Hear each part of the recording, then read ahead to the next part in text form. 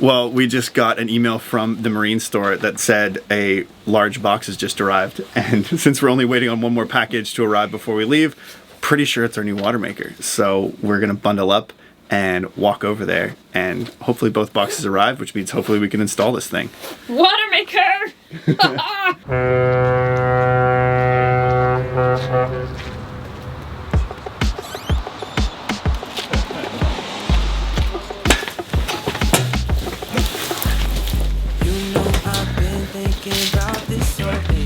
Thanks, guys.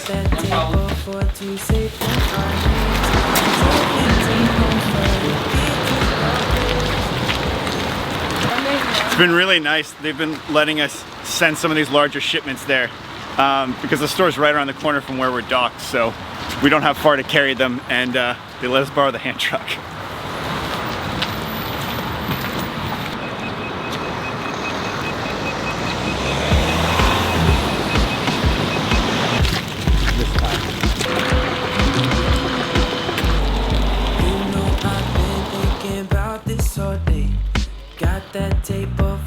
Saved in our names. Drove 15 over to get to your place. You know I've been thinking about this all day. Off-roading with the water maker.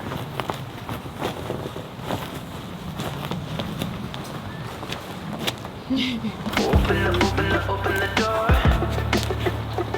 What do we leaving it for?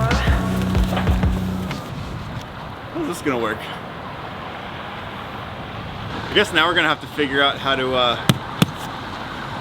get all this inside the boat. I guess getting it here was technically the easy part. I hope it fits through the companionway. Alright, so what's the plan? I think we found a solution, and like all good solutions on boats, it involves rope.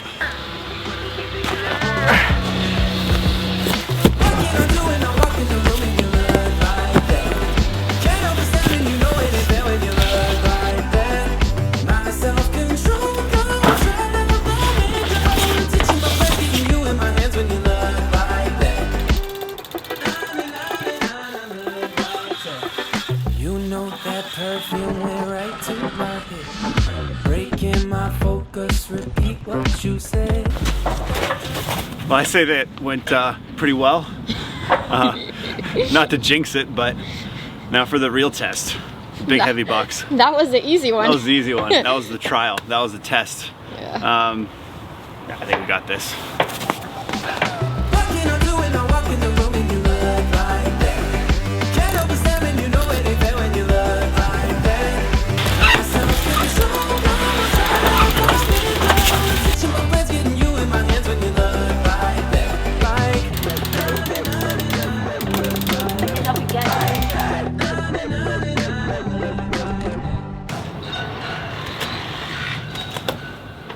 How's this gonna work? Space.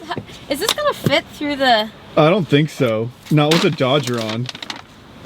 Good lord. Huh. I think we're gonna have to unpack them out there. We'll have to remove the helm, remove the... We'll definitely have to remove, like, push this on this side. I think we should just unpack them in the cockpit. That's not a bad idea. Because they're not gonna fit. There's no way this giant box is gonna be able to fit down into the companionway. So we're gonna have to open it up out here and move the components down individually. But the cockpit is also like completely full right now because everything in our two cockpit lockers is out because I've been running wiring back there, installing the inverter last week, and we left all the stuff out. We're gonna have to run some new wiring for the water maker and some of the data cables and stuff. So we just left everything in the cockpit, but it means our cockpit is completely full right now. So unpacking these two boxes is gonna be a bit of a like the opposite of Tetris. It's gonna take some monkey work. Anyway, yeah, let's get these things open.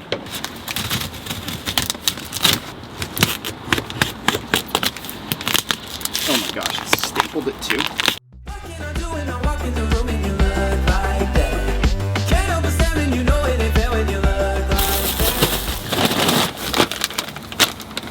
Raw water filter. The actual pump and pre-filter. Man, that's a huge box for a tiny little thing. They really didn't want it to break, did they?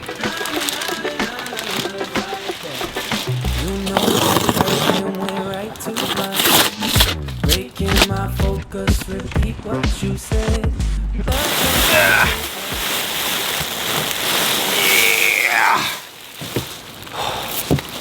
that it? That's it. This is it, huh? That's the actual water maker. It's not so big. It's a huge cardboard box. Had me nervous there for a while. All right. Turn sideways.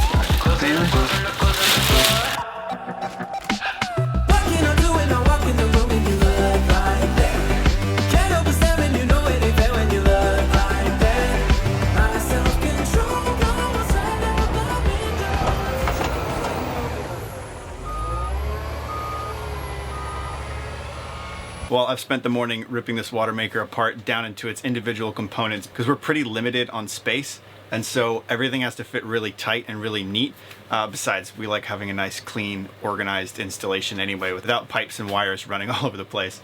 But I think I've got most of the stuff sort of reconfigured into the way that we're going to be installing it, and I've been reading through the manual several more times now that all the pieces are in front of us here, and we can make sure everything's going to be plumbed and organized in the right way. One of the things we often don't show in our videos is just how much planning and prep work goes into some of these projects.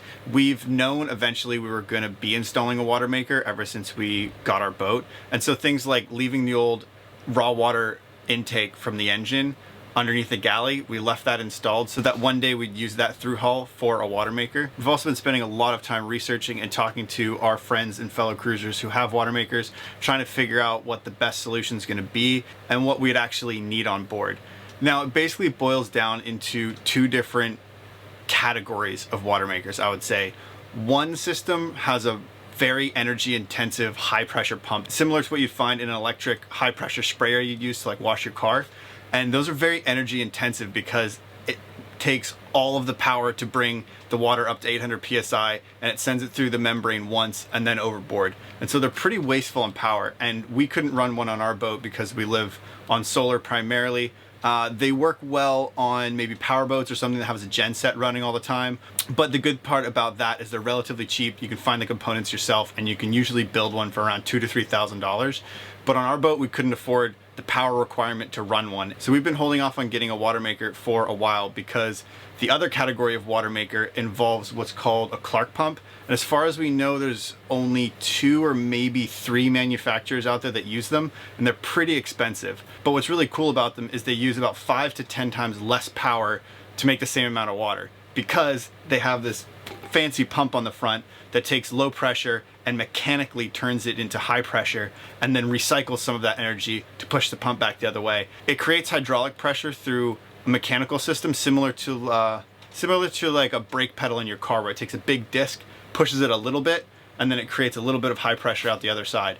So although they're quite a bit more expensive, it's the only way we could really have a water maker on board, because this system uses so little power that we'll be able to actually make all the water we need while we're out cruising, and it's not gonna drain our battery bank every time we fill up our tanks. So now comes the moment of truth. Test fitting this big old thing into the tiny little space that we have, and I hope it fits.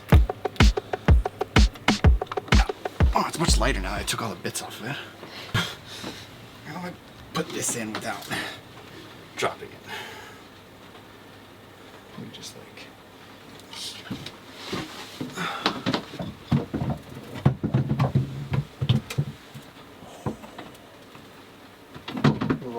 a glove. Oh, that is exactly how it's supposed to fit. Yes. Don't you love it when like you spend 5 years planning something and then it all starts going according to plan? That's what I like.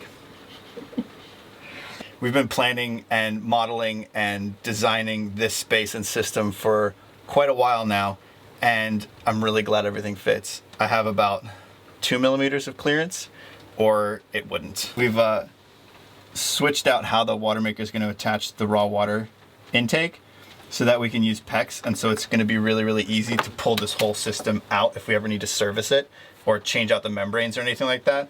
We'll just undo the 6 screws holding it down and pull the whole thing out, so we don't have to worry about actually maintaining it down here. But the PEX is going to get installed with one of these little 1/2-inch screw fittings, and there's literally 2 to 3 millimeters of clearance for this fitting to go on. So it's a perfect fit. Like, yeah, that's the clearance that we have. I mean, like, it It could have not been any bigger. It couldn't have been any better of a fit, because then that's going to go here, and then the raw water is going to come back to the accumulator, and the filter is going to be installed here. Absolutely perfect. This thing's going to be a tricky thing to mount. So now it's a matter of figuring out how everything goes around? Yeah, well, I knew this was going to fit, and I had a pretty good idea this and the pre-filters over here are going to fit, and the main pump is going to be in the cockpit locker on the backs of this bulkhead. That's going to fit. But this is the diverter valve that the product water comes in, and is the salinity probe in there, and it tests to make sure that there's fewer than, I think it's like 750 parts per million or something of salt in the water. And if there isn't, it diverts it back overboard in the brine discharge. And if the water is good and doesn't have too much salt in it, then it diverts it over to our tank. So this is kind of like the brain that controls where the water goes. So I just need to figure out like a better way to install it. The problem is it's a bulky thing, so I've got check valves and like flow sensors, and it has to be mounted so that the salinity probe is at the bottom. So it's a bit of a messy thing to install. That'll work.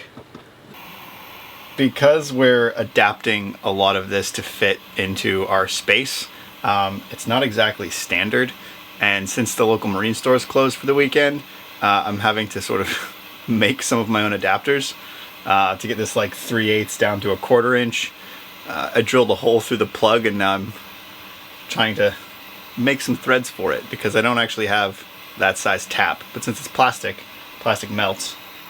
I'm going to attempt to make my own. If it works, great. If not, we'll just have to wait till Monday, and I can probably buy the part that I need.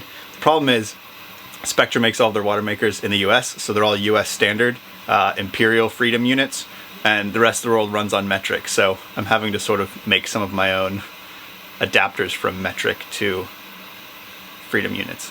What are they called? Imperial? Imperial units. I think it's Imperial. American units. If I can get this hot enough, I should be able to like melt some threads into this.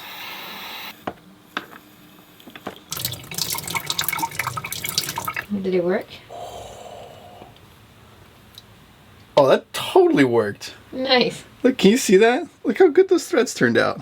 See, I need to adapt this little 1/4 inch PEX fitting into here, and it's gonna work perfectly. And then I'll make this plug because I'm replacing this one with this one. Because they only sent this much PEX fitting. This, I don't even know what size that is. It's not 1/4 inch, 3/8 maybe? Yeah, 3/8. They only sent this tiny little piece, and I need to make it like that long. Oh well. I'm not gonna like wait a week to order new stuff from the US. So that worked really, really well.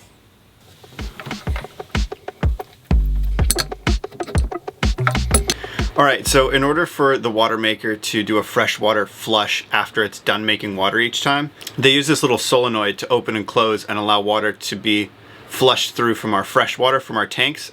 The problem is it has these little 1/4 inch threads on it, and I could adapt it down from PEX through a 1/2 inch fitting, through a 1/2 inch to 1/4 inch adapter, and then through a male to male adapter so it fits in here.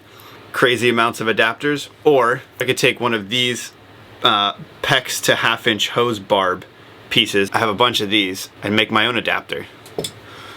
I'm gonna use this 3/4 inch to 1/4 inch metal adapter, heat it up with the heat gun, and then thread this into it.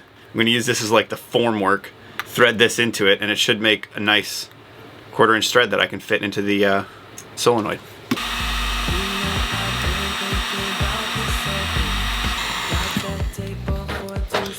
Trick is to do this really carefully.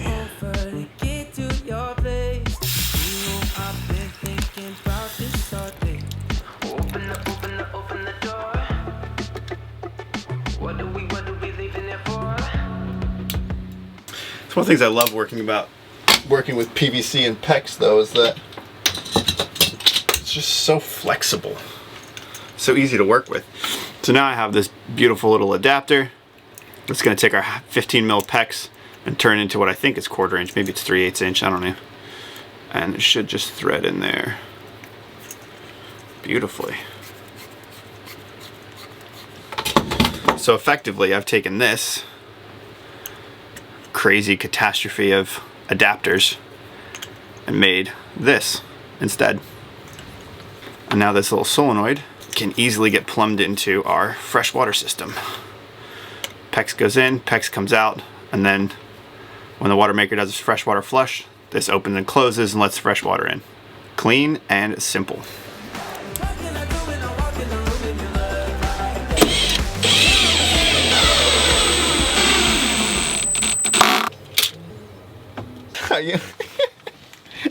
Yoda. This is my little video session scene. I don't even know if you can. Little perched monster. I can't even get back far enough. That's the only place I could be to video you at that angle. I love it. So. The things we do. Ugh. It's not a whole lot of space to work in there, is there? No, it's not. It looks really good though. I dig it. Are you excited for like unlimited fresh water? God, I'm so excited. I feel like I can't really. I'm excited, but I can't really quite comprehend that yet, that concept of having unlimited water. Especially after like 3 months of carrying it by hand in jugs in the Right. freezing frosty cold. Yeah. Especially that the truck, the trailer that usually the marina brought for us to fill in the water, they just took it away because apparently one of the trailers have a leak, so they took all the trailers away. So we literally have no water now. Better get this thing installed before the tanks run out. It's a very good timing that we've got this week. But yeah. You're gonna be able to like wash your hair on board. You're not gonna have to like find alternative methods. It's interesting because like even growing up, I never had the concept of unlimited water because we got water from the water truck like once a month, right? And when water is over, we had to figure out a way to get our rain collected water into our tanks, blah blah blah. But having like unlimited hot water on the boat. I always think it's kind of funny because I grew up in British Columbia where we had like melting snow. Oops, sorry. On my nose. We had like melting snow running into a creek, running into pipes into our house. So we literally had unlimited water. Like you could run the taps all day long. You'd never run out. Similar here in Norway where there's lakes up high and it's melting snow and rain. It's basically unlimited. Some of the docks leave their hoses running so that they don't freeze. Apparently. In the Caribbean, in the tropics, you had to like collect rainwater and have a water truck delivered. And now we're going to have unlimited water on board. I'm pretty excited. Because it uses such a small amount of electricity, actually, that we'll be able to run it all the time. I'm gonna get back to my. You're gonna go back to editing now? My little station. Done. Tiny little corner. Wouldn't it be We nice? don't really have. I mean, now we have this space, but like everything here was like full of plumbing bits and electrical bits and. Call this Kika's corner. Your little Kika's perch. corner. Usually that was my corner, but now this is my new corner. You've been banished to the other side of the nav desk. Oh well, this should be done like today or tomorrow, and then you can have your space back. I'm gonna wash my hair. As soon as this is ready, the test will be for me to wash my hair. Right? I like it. Can you shower while the water maker is making water? Yeah, absolutely. It makes two of those blue jugs an hour. A little bit more than that actually. 2.5 of those an hour. What next? Air conditioning? Washing machine?